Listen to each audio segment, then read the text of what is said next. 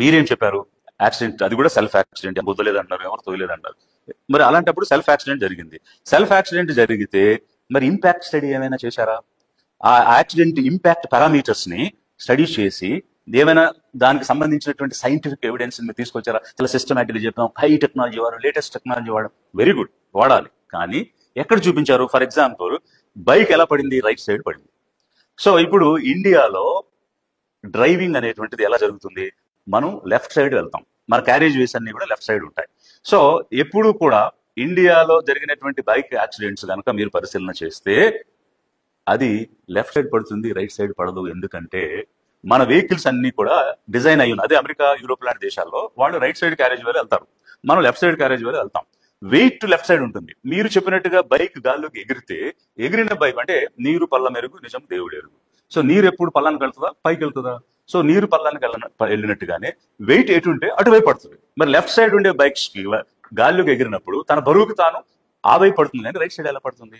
రెండవది, అది దానికి మడ్ గార్డ్స్ కూడా ఉన్నాయి. మరి ఆ మడ్ గార్డ్స్ బాడీ మొత్తం మీద బైక్ పడినప్పుడు ఎలాంటి ఇంపాక్ట్ క్రియేట్ చేయలేదు ఆ బాడీ మీద. ఏ రకమైనటువంటి మడ్ గార్డ్ ఇంజురీస్ కూడా అక్కడేమో కనిపించడం లేదు. హెల్మెట్ ఏమో ఇంటాక్ట్ గా ఉంది, గ్లాసెస్ ఇంటాక్ట్ గా ఉన్నాయి. మాస్క్ ఫస్ట్ మినిట్ నుంచి లాస్ట్ మినిట్ వరకు ఉన్న మాస్క్ చిన్న గీత కూడా పడలేదు, చిన్న చినుగు కూడా లేదు. మరి ఏ విధంగా చెరగకుండా యాజ్ ఇట్ ఈస్ గా అక్కడ పెట్టబడి ఉంది. మీరేమన్నారు? బొక్కబారులుగా పడ్డారు, బైక్ ఎగిరి మీద పడింది. మరి బొక్కబారులుగా పడి ముఖానికి గాయాలైతే మరి ఇప్పుడు వెల్లకెల్లా ఉన్నాడు కదా, వెల్లకెల్లా ఉన్న వ్యక్తి మీద బైక్ ఎట్లా వచ్చి పడింది? ఈ ఈ ఈ రకమైనటువంటి స్టడీస్ ఏవి కూడా, ఇంపాక్ట్ స్టడీస్ ఏమి మనం చేయలేదు. ఇప్పుడు మనం ఫిజిక్స్ కానీ అరిథమెటిక్స్ కానీ చదువుకున్నటువంటి వాళ్ళందరికీ కూడా ఈ అంశాల మీద అవగాహన ఉంటుంది. అంటే బీకామ్ ఫిజిక్స్ కాదు, ప్రాపర్ ఫిజిక్స్ చదివినటువంటి వాళ్ళకి. సో దానిలో ఏం చెప్తుందంటే, మనకి టైమ్, డిస్టెన్స్, వెలాసిటీ, వీటన్నిటితో పాటు కొలిజన్, ఇంపాక్ట్ పారామీటర్స్ అనేటువంటి అంశాలు మనకు క్లియర్ గా అర్థమవుతాయి. ఇప్పుడు ఇది కనుక ఒకసారి మీరు చూస్తే, there is an angle of impact.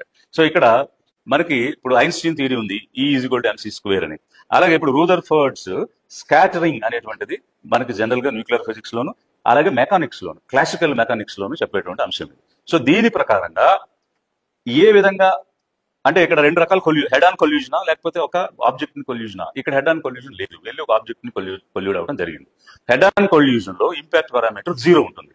But ఇక్కడ హెడ్ ఆన్ కొల్యూజన్ కాదు కాబట్టి ఇంపాక్ట్ పారామీటర్ 0 కంటే ఎక్కువ ఉంటుంది. మరి దాన్ని ఏ విధంగా మీరు సైంటిఫిక్ గా అనలైజ్ చేశారనేది ఒక అంశం అయితే, ఇక్కడ క్లియర్ గా ఏం చెప్తుందంటే, the perpendicular distance between the path of a object, example car కానీ, అలాగే the center of target another vehicle కానీ, అనదర్ ఆబ్జెక్ట్ కానీ, at the point of closest approach is the key parameter for understanding the dynamics of the collusion.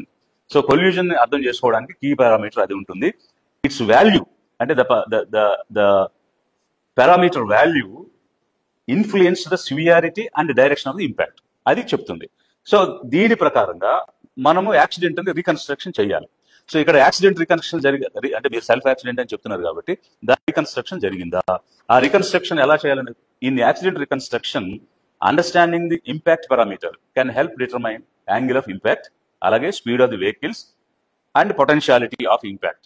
These are the crucial things for reconstructing the event. ఇవి రకరకాలైన loss, science చెప్తున్నటువంటి పరిస్థితిలో మరి ఈ bike body మీద, పూర్తిగా body మీదే పడింది, అలాగే కాళ్ళ మీద కానీ అక్కడ కానీ పడలేదు. మరి ఇట్లాంటి సిచ్యువేషన్ లో ఏ సైంటిఫిక్ ప్రిన్సిపల్ ప్రకారం జరిగినటువంటి యాక్సిడెంట్ లో మనిషి వెలకలా పడి దాని మీద బాడీ పడింది?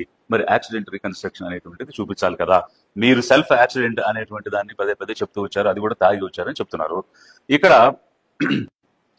మొత్తం ఎంటైర్ జర్నీలో ఎక్కడా కూడా ప్రవీణ్ కుమార్ పగడాల గారికి సంబంధించినటువంటి ఫేస్ అయితే చూపించలేదు, పర్సన్ ని ఐడెంటిఫై చేయటం అయితే జరగలేదు. అంతేకాకుండా మరి ఎవరు ఈ పర్సన్ అనుకోవాలి?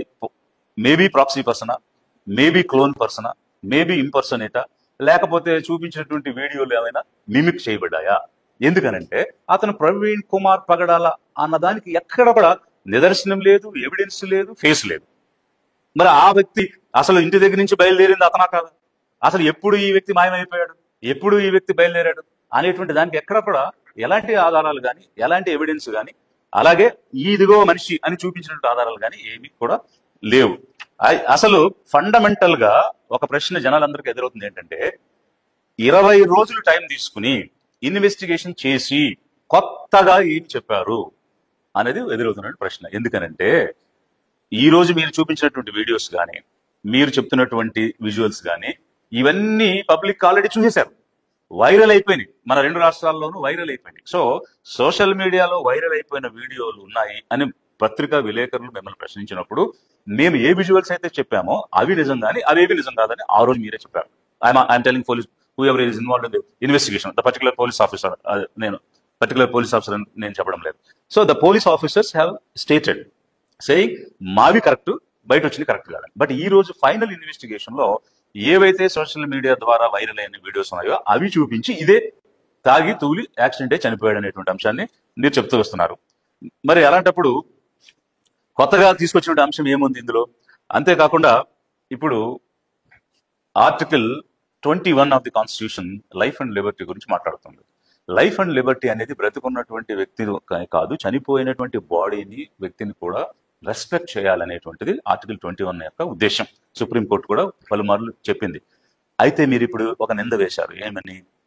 తాగి యాక్సిడెంట్ చేసుకుని సెల్ఫ్ యాక్సిడెంట్ లో చనిపోయారని. ఇంకా నయం, సూసైడ్ చేసుకున్నాడని చెప్పలేదు.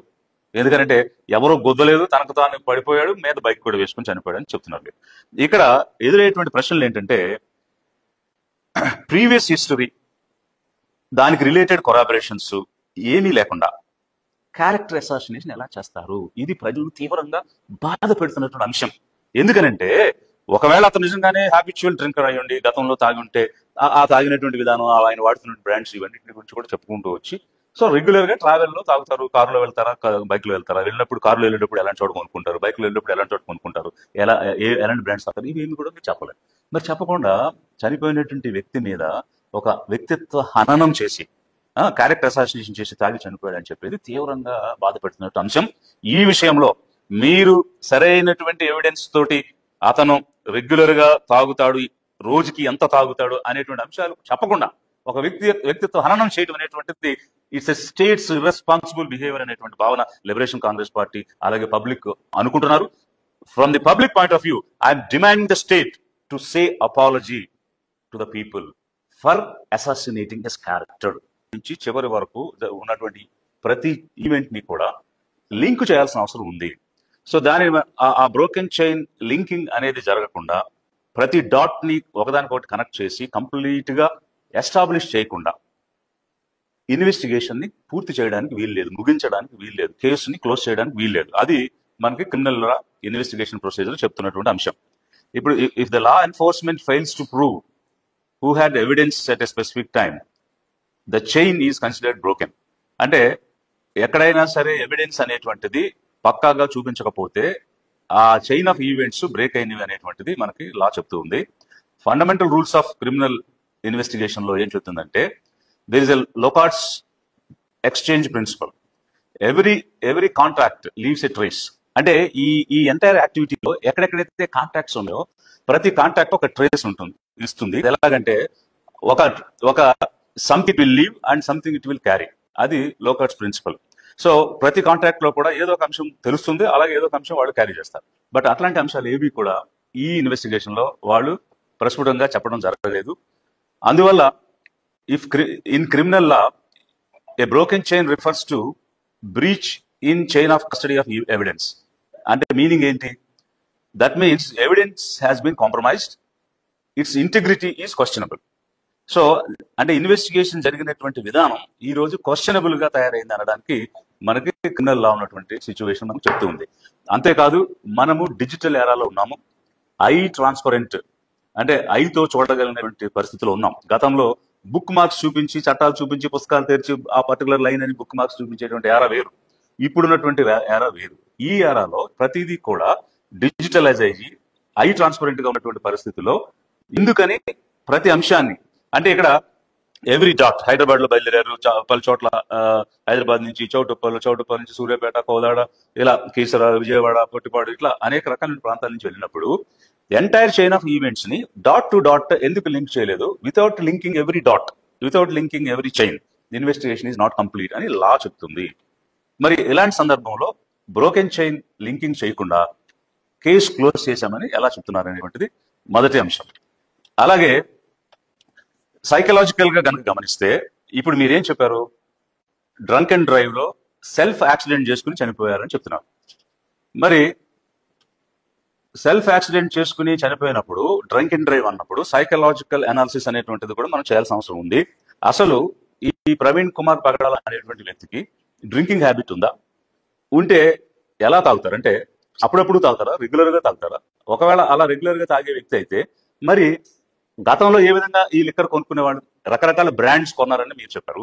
ఏ బ్రాండ్స్ కొనేవాడైనా, ఏ బ్రాండ్స్ తాగేవాడైనా, ఆ బ్రాండ్స్ ఎక్కడి నుంచి కొనేవాడు, దానికి పేమెంట్ ఏ విధంగా జరిగేది? ఇప్పుడు చిల్లర కొట్టుల్లోకి వెళ్ళి ఫోన్ పేలో చేసినట్టుగా చూపిస్తున్నారు. ఒకవేళ అతను డ్రంకర్డ్ అయితే, రెగ్యులర్ గా తాగే వ్యక్తి అయితే, రెగ్యులర్ గా తాగే వ్యక్తికి బ్రాండ్ స్పెసిఫిసిటీ కూడా ఉంటుంది కదా. మరి ఏ బ్రాండ్ తాగేవాడు, ఆ బ్రాండ్స్ ఎక్కడ కొనేవాడు, దానికి పేమెంట్ ఏ విధంగా చేసేవాడు? ఫోన్ పేలో చేసేవాళ్ళ, లేకపోతే బ్యాంక్ అకౌంట్ ద్వారా చేసేవాళ్ళ? మరి బ్యాంక్ స్టేట్మెంట్ ఎందుకు తీయలేదు? తన యొక్క జీవన విధానాన్ని మీరు ఎందుకు పరిగణలోకి తీసుకుని దానిని మీరు చూపించలేదు? ఎందుకనంటే కేవలం 4 షాపులకు వెళ్ళి చిల్లర కొట్లో కొన్నటువంటి అంశాలు చూపించి తాగేసి సెల్ఫ్ యాక్సిడెంట్ చేసుకున్నాడు అని చెప్తున్నారు. మరి అంతేకాకుండా మీరు ఏం చెప్తున్నారు అంటే ఒక ఈవెంట్స్ ని ఒకదాని తర్వాత ఒకటి చెప్పుకుంటూ పోతూ కంక్లూజన్స్ ఇచ్చేస్తున్నారు. అంతేగాని కనెక్టింగ్ లింక్స్ ఇవ్వడం లేదు. ఒకదానికొకటి కనెక్షన్ నుంచి క్యాస్కేడింగ్ నుంచి కంక్లూజన్ అనేటువంటి రాకుండా చెప్పడం కంక్లూజన్ ఇవ్వడం అనేటువంటిదే దీనిలో మనం చూసాం. అందువల్లే ఇన్ని ప్రశ్నలు అరైజ్ అవడానికి అవకాశం వచ్చింది. మరొక అంశము, అసలు అతని యొక్క హ్యాబిట్స్ ఏంటి? బైక్ ఎందుకు నడిపారు? ఇప్పుడు 450 ఇంచుమించు 50 కిలోమీటర్లు సింగిల్ హ్యాండెడ్ గా డ్రైవ్ చేసుకుని రావాలని ఎందుకు అనుకున్నారు?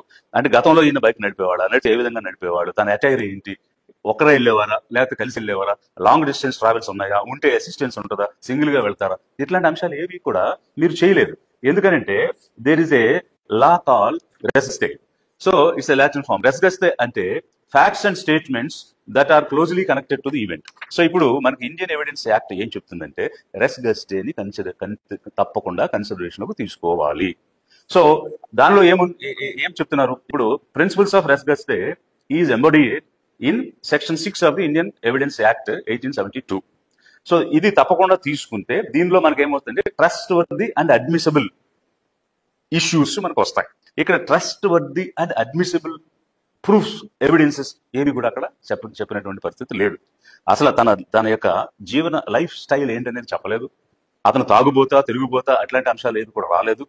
కానీ ఒక క్యారెక్టర్ అసాసినేషన్ అనేది తాగి చనిపోయాడు అనేటువంటిది మాత్రం, అంటే పదే తాగాడు చనిపోయాడు, ఇదే చెప్తున్నారు తప్ప దానికి కొరాబరేటివ్ ఎవిడెన్సెస్ ఏవి కూడా ఎక్కడ కూడా ప్రీవియస్ హిస్టరీని బట్టి, లైఫ్ స్టైల్ని బట్టి రెస్గెస్తే అనేటువంటి దాన్ని మీరు కన్సిడరేషన్లోకి తీసుకోలేదు. Circumstantial evidence of a state of mind, అది మనకి రెస్గెస్టేలో వస్తుంది. ఆ circumstantial evidence of state of mind గురించి ఎక్కడ కూడా మీరు చూపించినటువంటి పరిస్థితి లేదు. అలాగే ఇప్పుడు doctrine of principles of criminal investigation అనేటువంటిది కూడా ఉంది మనకి. నేను ఇప్పుడు అందులో ఉన్నటువంటి ప్రొవిజన్స్ కూడా ఒకటి చెప్తాను.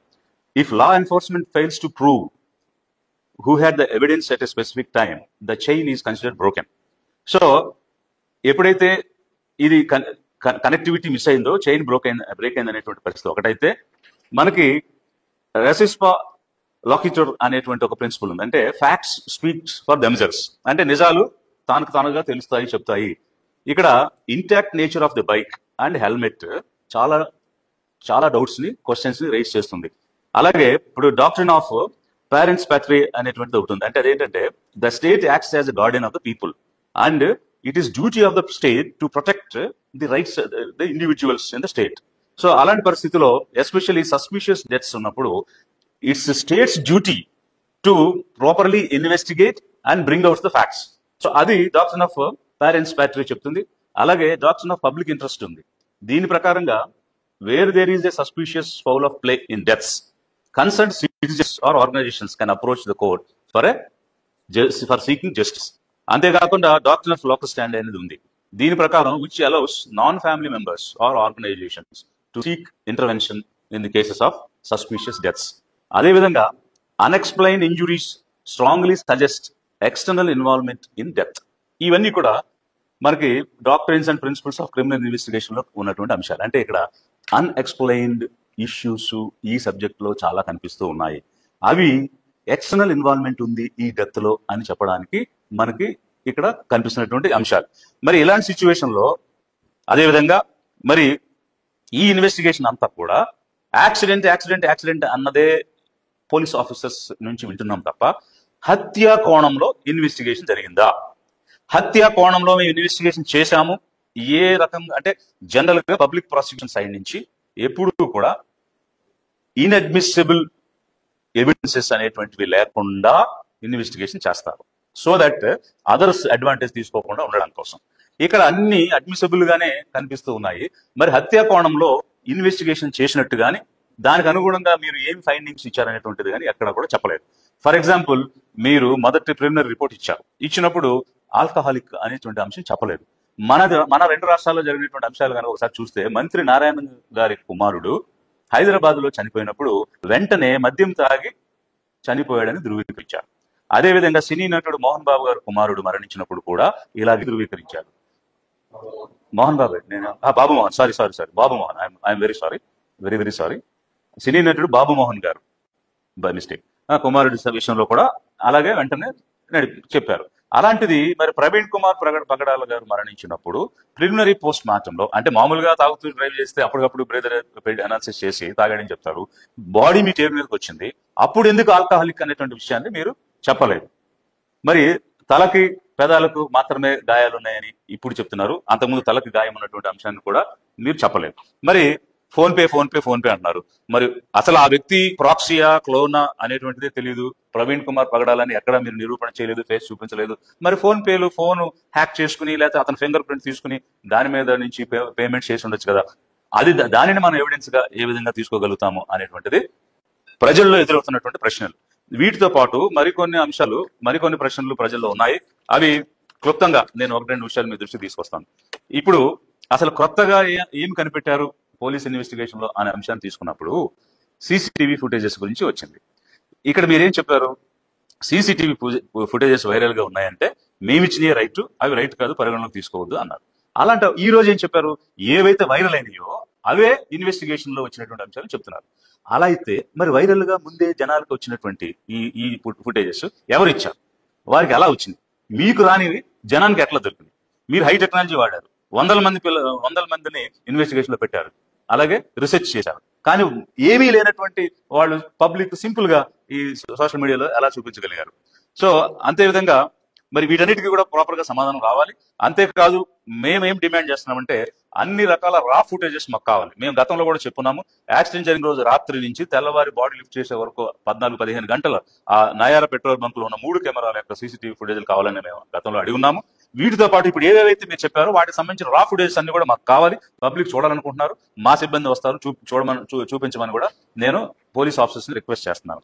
ఇకపోతే కీసర్ టోల్ గేట్ అనేటువంటి అంశానికి వస్తే, ఇది చాలా మరి ఏం చెప్పాలో నాకైతే అర్థం కావట్లేదు. ఎందుకంటే మీరు చూపించినటువంటి ఫుటేజ్ గురించే నేను గతంలో ఏం మాట్లాడానంటే చాలా స్టడీగా ఫర్మ్ గా ఆయన డ్రైవ్ చేసుకుంటూ వెళ్ళిపోతున్నారు అని మీరు చూపించారు.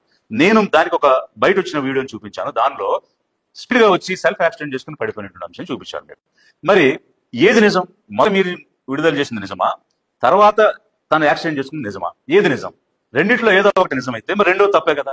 రెండో తప్పు అంటే మీరు ఇచ్చిన వీడియోలన్నీ తప్ప ఒప్ప ఎలా చెప్పగలం? ఇప్పుడు ఒక వీడియో తప్పైనప్పుడు అన్ని తప్పు కావచ్చు, ఒక వీడియో నిజం అయితే అన్ని నిజం కావచ్చు. సో ఇలాంటి అనుమానాలు మీరు క్రియేట్ చేయడం ఏంటి? ఇన్వెస్టిగేషన్ తర్వాత స్పష్టత కదా ఇవ్వాలి, క్లారిటీ కదా ఇవ్వాలి. ఇంకా అనుమానాలు క్రియేట్ చేసి బ్రోకెన్ చైన్ లింక్ కంప్లీట్ చేయకుండానే కేసు క్లోజ్ చేసేసామని ప్రకటించడం ఏమిటి? అదేవిధంగా ఇప్పుడు కేసర టోల్ గేట్ వద్ద అతివేగంగా వచ్చిన తర్వాత యాక్సిడెంట్ జరిగితే మీరేం చెప్పారు? పారామెడికల్ స్టాఫ్ వెళ్ళారు, ఫస్ట్ ఎయిడ్ ఇద్దామని ప్రయత్నం చేశారని చెప్తున్నారు.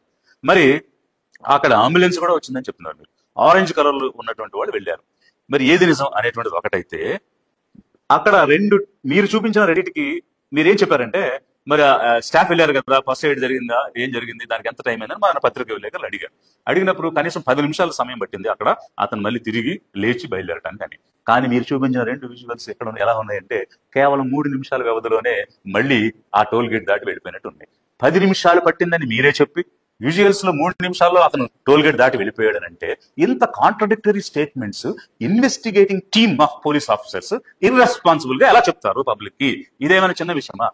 ఒకవైపు 4 కోట్ల మంది అక్కడ, 5 కోట్ల మంది ఇక్కడ, 9 కోట్ల మంది ప్రజలకు సంబంధించిన అంశం ఇక్కడ నడుస్తున్నప్పుడు ఒక బాధ్యతాయుతంగా ప్రతి అంశాన్ని ఇన్వెస్టిగేట్ చేసిందని చెప్పాలి కదా. అది లేదు. అదే విధంగా మరొక అంశానికి వస్తే, విజయవాడ, ఇప్పుడు మీరు హైదరాబాద్ లో ఇంటి దగ్గర బయలుదేరాడు, ఈ సిగ్నల్ దాటారు, ఆ సిగ్నల్ దాటారు, నాగోల్ దగ్గర కూర్చాడు, కొనుక్కున్నాడు అని స్టేజ్ బై స్టేజ్ చూపించాడు. మరి విజయవాడ స్కూ బ్రిడ్జి తర్వాత విజయవాడ మహానగరం సిటీలో ప్రతి సిగ్నల్ దగ్గర సీసీటీవీలు పెద్ద పెద్దగా ఉన్నటువంటి పరిస్థితిలో బెన్ సర్కిల్ దగ్గర సీసీటీవీ ఫుటేజ్ ఏమైంది, నిర్మలా కాన్వెంట్ దగ్గర ఏమైంది, రమేష్ హాస్పిటల్ దగ్గర ఏమైంది, తర్వాత గవర్నమెంట్ జనరల్ హాస్పిటల్ దగ్గర ఏమైంది, ఆ తర్వాత రామర్పాడు దగ్గర ఏమైంది, ఇన్ని సీసీటీవీలన్నీ కూడా మిస్ అయిపోయి ఓన్లీ పోలీస్ ఆఫీసర్ సుబ్బారావు గారి దగ్గరికి వెళ్ళిపోయి సేవ తీర్చుకుని వారు ఇచ్చినటువంటి సేవలు పొంది 2 నుంచి 3 గంటల పాటు అక్కడ ఉండి వచ్చేసారని మీరు చెప్తున్నారు. మరి సదరు సుబ్బారావు గారు ఏం చెప్తున్నారు? ఆయన తాగి లేరు, మద్యం సేవించలేదు అని చెప్తున్నారు. మరి సేమ్ పోలీస్ ఆఫీసర్ మీరేమో మద్యం తాగి సెల్ఫ్ యాక్సిడెంట్ చేసుకుని చనిపోయాడు మీరంటే, వారు మద్యం తాగి లేరు అంటే అప్పటికే నాగోల్లో ఒకసారి కొన్నారు, కోదాడలో ఒకసారి కొన్నారు, మళ్ళీ తర్వాత ఎదురులో కొంటారు. ఇన్నిసార్లు కొని తాగిన వ్యక్తి ఒక పోలీస్ ఆఫీసర్ ఇంటరాక్ట్ అయినప్పుడు తాగి లేడని చెప్తూ దానికి క్లియర్ ఎవిడెన్సెస్ ఉన్నాయి. మరి ఏ పోలీస్ ఆఫీసర్ చెప్పింది నిజమని తెలుగు రాష్ట్రాల ప్రజలు అనుకోవాలి. అది తాగి లేడనేది నిజమా, తాగి ఉన్నాడనేది నిజమా? ఒక తాగి ఉండుంటే మరి the so called sub inspector Subbarao గారు వారిని ఎందుకు నివారించలేదు? డ్రంక్ అండ్ డ్రైవ్ కింద ఎందుకు వారు కస్టడీలోకి తీసుకోలేదు? అందుకు సంబంధించిన చర్యలు తీసుకోలేదు? ఇవన్నీ కూడా ఎదురవుతున్నటువంటి ప్రశ్నలు. మరి ఇదంతా ఒకవైపు అయితే, ఏలూరులో మద్యం ఎన్ని గంటలకు కొన్నారు? 10 గంటల 10 నిమిషాలు కొన్నారు. మన రాష్ట్ర నియమాల ప్రకారం 10 గంటలకి షాపులు క్లోజ్ చేయాలి. 10 గంటల తర్వాత ఈయన ఎలా వెళ్ళాడు, వాళ్ళు ఎలా అమ్మారు, ఇదొక అంశం అయితే, 10 గంటల 17 నిమిషాలకి మీ ప్రకారంగా బయలుదేరి ఎర్నగూడెం వీరవల్లి టోల్ ప్లాజాని వారు 11 గంటల 4 నిమిషాలకు మీ ప్రకారంగా క్రాస్ చేశారు. అంటే ఎంత? 47 నిమిషాలు. డిస్టెన్స్ ఎంత? 54 కిలోమీటర్లు. అంటే 54 కిలోమీటర్లు లైట్ లేని బైక్లతో 47 నిమిషాల్లో క్రాస్ చేశారని మీరు చెప్తున్నారు. గూగుల్ మ్యాప్ ఏం చెప్తుందంటే బైక్ మీద అంత డిస్టెన్స్ 60 నిమిషాలకి మినిమం గా పడుతుందని గూగుల్ చెప్తుంది. పైగా అక్కడేమో మద్యం కొన్నాడు. కొన్నదాన్ని ఒకవేళ అతను పచ్చి తాగుబోతు అయి ఉంటే గటగట తాగడానికైనా 5 నిమిషాలు పడుతుంది. మరి 5 నిమిషాలు తాగడానికి బయలుదేరడానికి సమయం తీసుకుంటే 42 నిమిషాల్లోనే వారు క్రాస్ చేశారు. అంటే 60 నిమిషాలు ట్రావెల్ చేయాల్సినటువంటి నార్మల్ గా డ్రైవ్ చేసేవాడు తాగి లైట్ లేనటువంటి వ్యక్తి 42 నిమిషాల్లో వెళ్ళిపోయారని మీరు చెప్తున్నారు. ఎర్నగూడెం వీరవల్లి టోల్ ప్లాజా నుంచి మళ్ళీ కొవ్వూరు టోల్ ప్లాజాకి వెళ్ళడానికి 11:31 అయిందన్నారు. అంటే అక్కడ 27 నిమిషాలు. డిస్టెన్స్ ఎంత? 47 కిలోమీటర్లు. గూగుల్ ఏం చెప్తుంది? 48 మినిట్స్ పడుతుందని చెప్తుంది. మరి 48 నిమిషాలు బైక్ ట్రావెల్ చేసే డిస్టెన్స్ ని 27 నిమిషాల్లో ట్రావెల్ చేశారని మీరు చెప్తున్నారు. మరి ఈ రకమైనటువంటి అంటే ఇక్కడ 12 గంటల 42 నిమిషాలు ఓవరాల్ గా జర్నీని బైక్ మీద వారు ట్రావెల్ చేయడం జరిగింది. అంటే ఒక వ్యక్తి 12 గంటల 42 నిమిషాలు ప్రయాణం సొంతంగా బైక్ మీద చేసి ఎక్కడ భోజనం చేయడా, టిఫిన్ కూడా చేయడా, మంచినీళ్ళు కూడా తాగడా, కనీసం న్యాచురల్ కాల్స్ కూడా వెళ్ళడా, వాష్రూమ్స్ కూడా వాడుకోడా, అవే చెప్పలేదే. ఎక్కడ తిన్నాడు కానీ, ఎక్కడ కనీసం టాయిలెట్కి వెళ్ళాడని కానీ, ఈ విషయాలు ఏవి కూడా చెప్పలా. మరి కనీసం ఇప్పుడు మందు కొనుక్కున్న వ్యక్తి సాధారణంగా తాగినోడికి ఏముంటుంది? క్రైవింగ్ ఉంటుంది. ఇంకా తినాలి అంటే ఒక ప్రెగ్నెంట్ ఉమెన్ సిచ్యువేషన్ ఎలా ఉంటుందో, ఒక డ్రంక్ చేసిన అంటే మెడికల్ ఆఫీసర్ ఇచ్చినటువంటి ఇన్ఫర్మేషన్. సో దీని ప్రకారం క్రైవింగ్ ఉంటుంది. మామూలుగా 100 గ్రామ్స్ తినేవాడు 150 గ్రామ్స్ తింటాడు అనేది జనరల్ గా ఉండేట్టు ఒపీనియన్. అలాంటిదే మరి త్రాగిన తర్వాత అంత క్రేవింగ్ ఉంటే తిండి ఎక్కడ తినలేదే, తిన్నట్టు మీరు ఎక్కడ ఒక విజువల్ కూడా చూపించలేదే, ఎక్కడ కొనుక్కున్నట్టు కూడా మీరు చూపించలేదే, ఎందుకని? సో ఇట్లా అనేక రకమైనటువంటి ప్రశ్నలతో పాటు మీరు ఇచ్చినటువంటి ఇన్ఫర్మేషన్ ఏంటంటే హెడ్ ఇంజురీ ఉందని ఇప్పుడు చెప్పారు. మొదట చెప్పరా? మేము చెప్పాం. మేము మొదట అడిగిన ప్రశ్నల్లో అక్కడ లైవ్ విట్నెస్ ఒక వ్యక్తి చెప్పాడు ఏమనంటే, బాడీ ఎత్తేటప్పుడు హెల్మెట్ తీస్తే ముద్దగా పడిపోయింది రక్తం అని చెప్పాడు.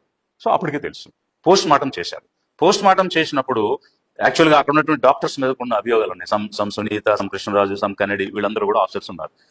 అయితే ముందు రోజు అంటే నిన్నగాక మొన్న రోజు మీ డిఎస్పీ వీళ్ళందరూ కూడా హాస్పిటల్కి వెళ్ళి సూపరింట్ రూమ్ లో కూర్చుని అప్పుడు రిపోర్ట్ రాయించి అప్పుడు నెక్స్ట్ డే వచ్చి చెప్పారనేటువంటి ఇన్ఫర్మేషన్ కూడా బయట సర్క్యులేట్ అవుతూ ఉంది.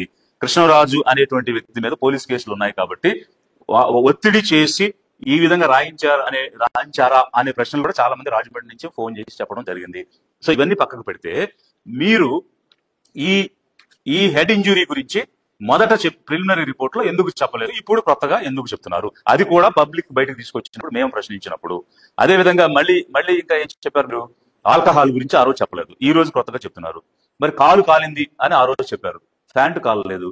మరి కాలు కాలిన దాన్ని మీరే చెప్పారు పేథాలజీకి పంపించాము అని.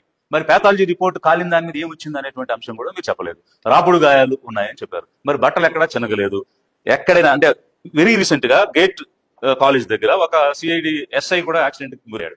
అతన్ని కూడా అదే రాజమండ్రి హాస్పిటల్ తీసుకొచ్చారు. తీసుకొచ్చినప్పుడు అక్కడ ఉన్నటువంటి కొలీగ్ పోలీస్ ఆఫీసర్స్ కూడా చూస్తే అక్కడ చిరిగిపోయినటువంటి షర్ట్లు, రాపిడి గాయాలు, చెదిరిపోయిన జుట్టు, అంటుకున్నటువంటి బురద, కారుతున్నటువంటి రక్తం, అక్కడ యాక్సిడెంట్ అయిన సీన్ పక్కగా కనిపిస్తుంది. బట్ ఇవేవి కూడా ఈ ప్రవీణ్ కుమార్ పగడాల గారి అంశంలో కనిపించలేదు అనేటువంటిది ఆ హాస్పిటల్లో ఉన్నటువంటి సిబ్బంది రకరకాలుగా చెప్పినటువంటి అంశాలు. సో ఇవన్నీ కూడా ప్రజల్లో ఉన్నటువంటి అనుమానాలు. నేను ప్రజల పక్షాన లిబరేషన్ కాంగ్రెస్ పార్టీ నుంచి మాట్లాడుతున్నాను, రాష్ట్రాన్ని ప్రశ్నిస్తున్నాను. I'm questioning the state because it's state's responsibility to protect the individuals and especially in suspicious death. It's responsibility of the state to dispel the doubts. So అట్లాంటి సిచ్యువేషన్ లో మరి ఇవన్నీ కూడా ఎందుకు క్లియర్ గా చెప్పడం లేదనేటువంటిది ఒకటైతే, ఒక రెస్పాన్సిబుల్ సిటిజన్ గా ఆర్టికల్ 51A ఫండమెంటల్ డ్యూటీస్ ప్రతి సిటిజన్ కి ఇచ్చింది. మేము లిబరేషన్ కాంగ్రెస్ పార్టీ ద్వారా ఫండమెంటల్ రైట్స్, ప్రతి వ్యక్తికి హక్కులు రావాలి అని ఎలా పోరాడి చేస్తున్నామో, సిటిజన్ చేయాల్సిన డ్యూటీస్ గురించి కూడా మేము ఖచ్చితంగా మాట్లాడతాం. సో అందులో భాగంగా ఇలాంటి ఇన్సిడెంట్స్ మళ్ళీ జరగకూడదు, పునరావృతం కాకూడదు, లా అండ్ ఆర్డర్ ప్రొటెక్ట్ కావాలి అనేటువంటి అంశంలో భాగంగా prevention is better than cure. కాబట్టి మనం జబ్బు వచ్చిన తర్వాత నయం చేసుకునే కంటే రాకుండా కాపాడుకోవడం అవసరం. ఇలాంటి ఉదంతాలు పునరావృతం కాకుండా చర్యలు అప్రమత్తం ప్రజలు అవ్వాల్సిన అవసరం ఉంది. అందుకోసం నేను రాష్ట్రాన్ని ఐఎమ్ క్వశ్చనింగ్ ది స్టేట్. మీరు ఇలాంటి అంశాలను పునరావృతం కాకుండా నిజాలు అబద్ధాలు ఏమిటనేటువంటిది స్పష్టంగా ప్రజలకు తెలియచేయాలి. ఎందుకనంటే it's a crime against the state. So ఇట్లాంటి సిచ్యువేషన్ లో ఒక ఎవాంజలిస్ట్, అది ఏ మతం చెందినవాడైనా కావచ్చు, అతను వ్యక్తిగతం కాదు, అతను ఒక కుటుంబానికి పరిమితం కాదు, is a public person, who ever it is, what ever may the religion. So అట్లాంటి సిచ్యువేషన్ లో ఒక పబ్లిక్ యాక్టివిటీ జరిగినప్పుడు, ఒక పబ్లిక్ ఇంట్రెస్ట్ ఇన్వాల్వ్ అయినప్పుడు, it's responsibility of the state to dispel the doubts. అది లిబరేషన్ కాంగ్రెస్ పార్టీ డిమాండ్ చేస్తూ ఉన్నది. అంతేకాకుండా ఇక్కడ వ్యక్తిగతంగా చూస్తే, అంటే నాకు వ్యక్తిగతంగా అయితే with any police officer I have good relations.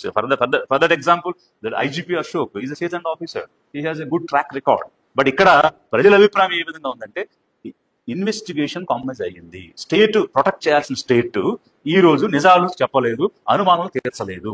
ఇది ప్రజల్లో ఒక నిజంగానే యాక్సిడెంటా మీరు ప్రూవ్ చేయండి.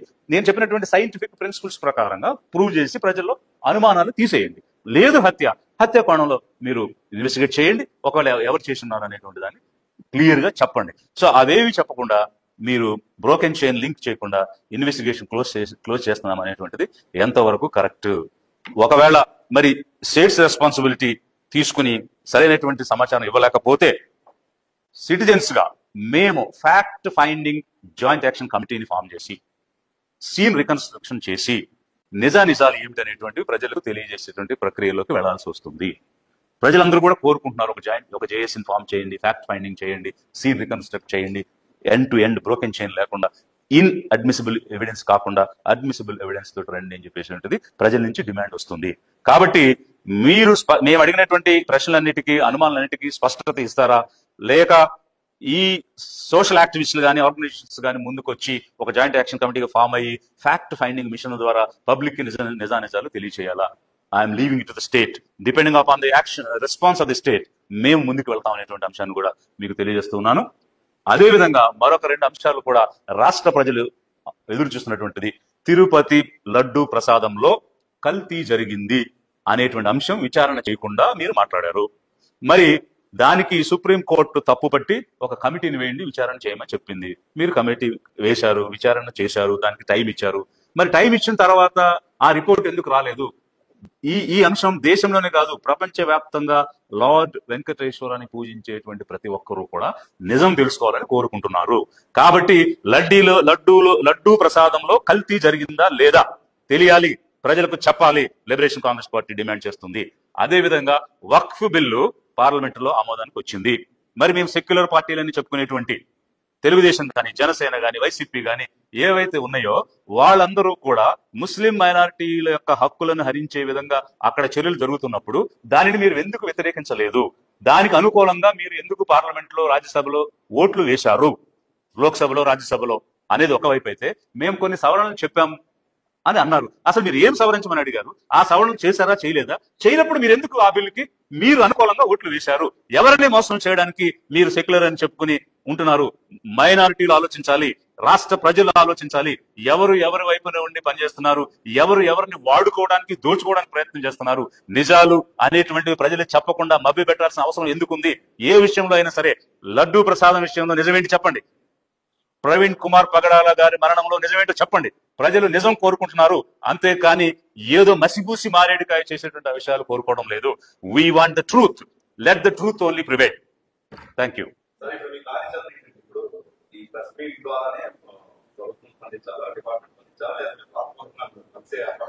మేము ఏవైతే ఈ రోజు పలు అంశాలు లేవనెత్తామో, సైంటిఫిక్ ఎవిడెన్సెస్ కానీ, క్రిమినల్ లా ప్రొసీజర్స్ కానీ, డాక్టరిన్స్ కానీ, వీటన్నిటినీ కూడా పరిగణలో తీసుకుని ఈ అంశాలన్నీ కూడా మీరు ఇన్వెస్టిగేషన్ లో చేశారా, ఒకవేళ చేసి మనకు అన్ని వివరాలు చెప్పలేదా, ఈ అంశాలన్నీ కూడా మేము రాతపూర్వకంగా మేము కన్సర్న్ ఆఫీసర్స్ కి అడగడం, స్టేట్ ని అడగడం అనేటువంటి జరుగుతుంది. సరైనటువంటి సమాధానం రాకపోతే మేము ఎవరైతే సోషల్ యాక్టివిస్టులు ఉన్నారో, ఎవరైతే నిజ నిర్ధారణ కోసం కోరుకుంటున్నారో, వీరందరి యొక్క సమక్షంలో కావాల్సినటువంటి విధంగా ఒక fact finding mission joint action కమిటీని ఏర్పాటు చేసే విధంగా వారందరితో కూడా సంప్రదించి ముందుకు వెళ్తాము. అంతేకాకుండా లిబరేషన్ కాంగ్రెస్ పార్టీ కూడా ఎక్కడ ఎప్పుడు ఏ తప్పు జరిగినా దానిని ప్రజలకు నిజాలు తీసుకెళ్లేటువంటి అంశంలో ముందుకు వస్తుంది.